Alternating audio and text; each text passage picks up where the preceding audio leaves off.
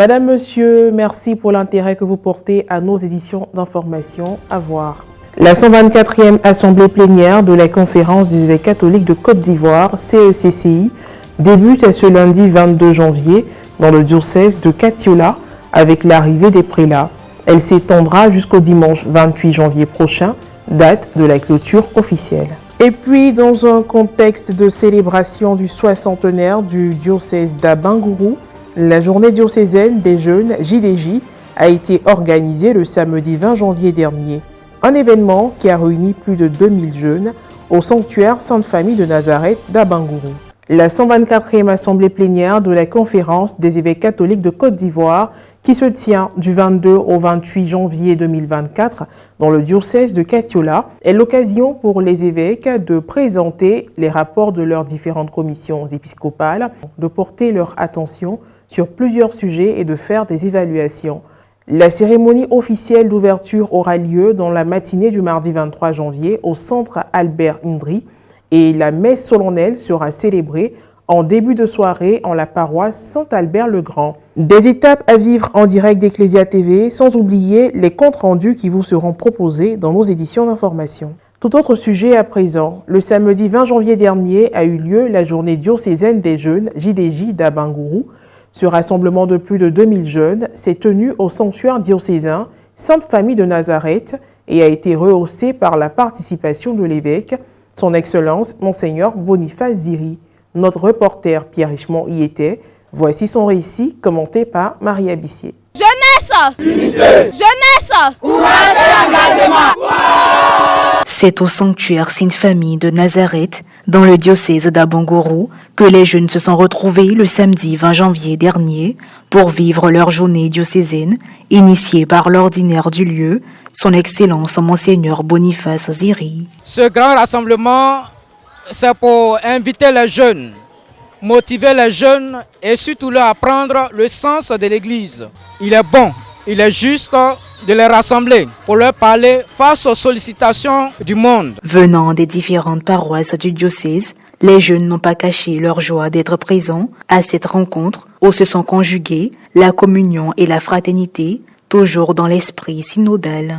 Au cours de cette rencontre, une conférence ayant pour thème « Bâtir une jeunesse motivée, responsable et entreprenante » a été animée par M. Odilon Ounmavo, chef de projet à Save of Children. L'idée pour nous, c'était donc de pouvoir faire passer un message fort à nos frères et sœurs pour leur faire comprendre que même si les choses semblent être difficiles dans notre vie, nous sommes capables de pouvoir, avec Christ, braver les défis et devenir une jeunesse assez responsable qui pourra donc bâtir l'Église de demain. Après cette conférence, a suivi un temps d'adoration du Très Saint Sacrement. Ce matin, je t'en supplie, touche-moi, Jésus, ce matin. C'est dans une joie indescriptible que les jeunes du diocèse d'Abangourou ont accueilli leur père évêque.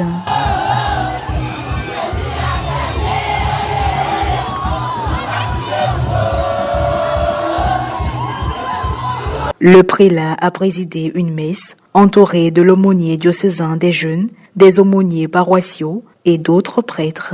À l'entame de la célébration eucharistique, le père Lopez Aondjon, aumônier diocésain des jeunes, a donné les nouvelles. L'une des articulations fortes a été le message que l'évêque a adressé aux jeunes au cours de son homélie. Un extrait. Quand les gens nous voient vivre, ils doivent voir le Christ à travers nous.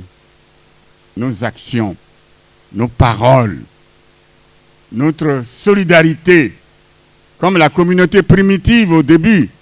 On dit, vous voyez comme ils s'aimaient. Ils mettaient tout ensemble. Vous voyez? Donc chacun de nous est appelé à aller interpeller d'autres pour les amener à Jésus. Que Dieu, tu nous as réunis en ce milieu du jour et vous êtes venus nombreux. Dieu, tu es riche en grâce.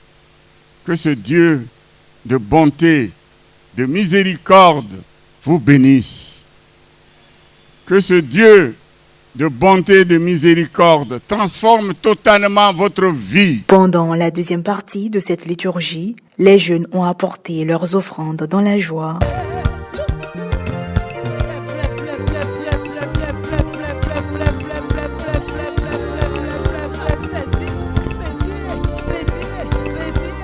soulignant que la messe s'est achevée par la présentation des doyennés. Je ne m'attendais pas à ce nombre de jeunes. Ils sont venus de très loin, de tous les horizons du diocèse, et plus de 2000. Cela montre que ces jeunes qui nous suivent, leur amitié avec Jésus est solide. Voilà.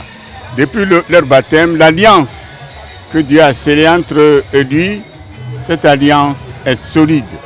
Et c'est ça qui les a mis en mouvement pour venir dans ce haut lieu de spiritualité qui est le sanctuaire, la Sainte Famille de Nazareth de Kizito.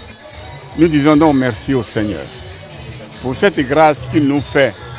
Ces jeunes qui sont venus, qui vont repartir, que Dieu les aide par d'autres Élis, de nouveaux prophètes de ce temps, que Dieu les aide à grandir dans son intimité, au service des uns et des autres.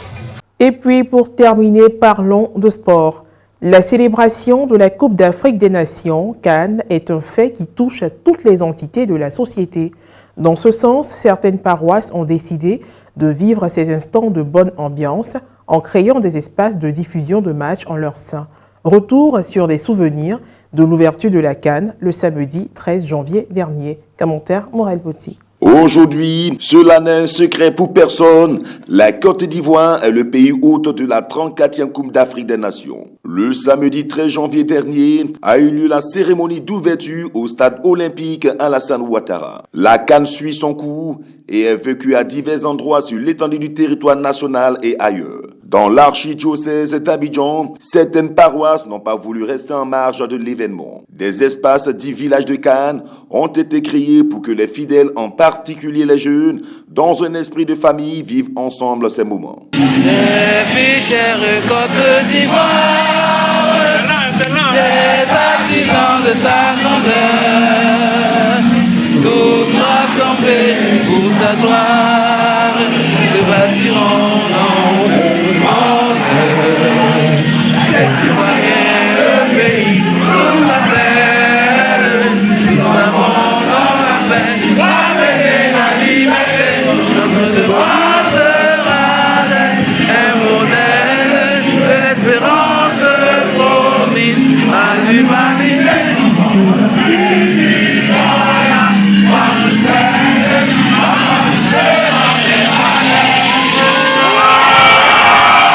Les paroisses Notre-Dame d'Afrique de Biétry, Notre-Dame de la Tendresse de la Riviera Golfe et Saint-Viateur de la Riviera Troyes se sont bien illustrées lors de l'ouverture.